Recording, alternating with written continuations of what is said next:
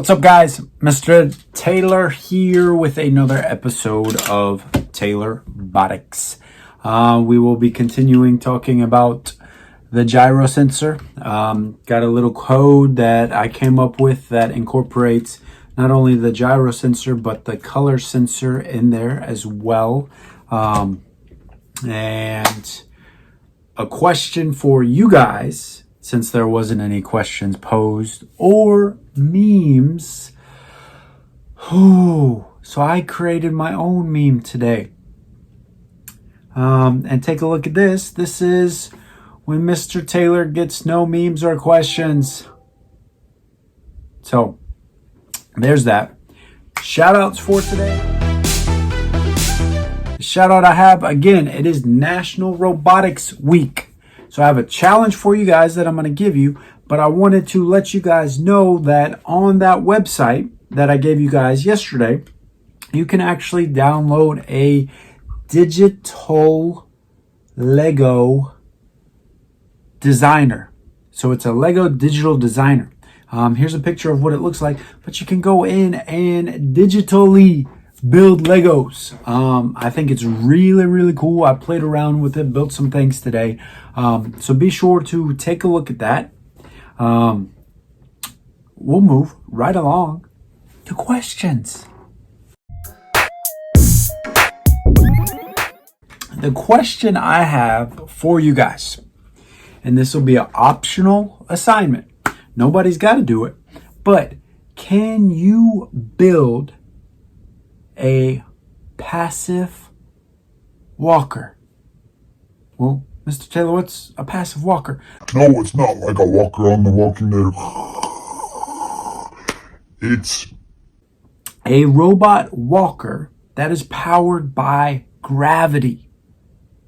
I'm going to give you directions in the Google Classroom assignment that gives you all of the descriptions about it, even the dimensions of what you could cut out of cardboard and some supplies to see it. And it says it works well at a sloped spot. So you'd have your walker up here and it would use the momentum. And I think this goes hand in hand with the gyro sensor and how it's used to really control the angular rotation. And how you build your walker is going to be using the angles. So check that out. Here's just a little illustration of what one example of a passive walker is. But I'd like to see some of your pictures, some videos of anybody that wants to attempt this. And again, this is completely optional.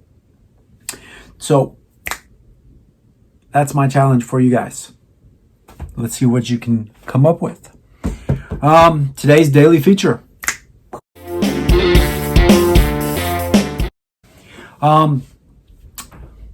Becky sent in this picture, and I've seen a lot of people do pictures like this of some chalk art. So take a look at this and this chalk art. So I wanted to create something on a robot that would use the angles of rotation with the gyro sensor and be able to create angles like that. So I mean, say maybe if I wanted to use the robot to create something like that. So what I've done is I've attached a color sensor and I have 3 colors that I'm going to use. Yes, green, and you can't see green. 3 colors that I'm going to use. So the red is going to make it just use the rate. Now we've used angle, but it's going to use rate. So that is going to be the speed that it adjusts in that degrees. So it's going to be very, very fast doing a 90 degree. That's almost like the emergency. If you can't use the green or the yellow, use that red and it's going to turn fast. The green is going to make it turn right at a 90 degree angle, and the yellow is going to make it turn left at a 90 degree angle. So let me show you the code real quick. We'll test it and then we'll wrap up this episode. So here is the code I have for completing angles using the color sensor as well as the gyro sensor. So I have a loop and then within that loop I have the switch. So it's just set up to measure color. And so if it doesn't see any color, my default is no color, it's going to go straight. But if it sees green, yellow, or red, it's going to do what I have it programmed to. If it sees green, it is going to make a right turn in increments of 45 degrees. Because maybe if I'm trying to do a triangle, it might be a right triangle, so it might be 90 degrees, so I would need to use 2, or it might be acute or obtuse, and I would just need to use a combination of these. Yellow, it's going to do a left turn, and then red, I used actually the rate. So that means that it is going to do 180 degrees less than 3 seconds. So that would be a complete turn, less than 3 seconds. And then within my loop, I have it to calibrate my gyro sensor after it does each one. That way it doesn't have to go back, or it doesn't mess up my right and left turns or my 180. So let's go and test this.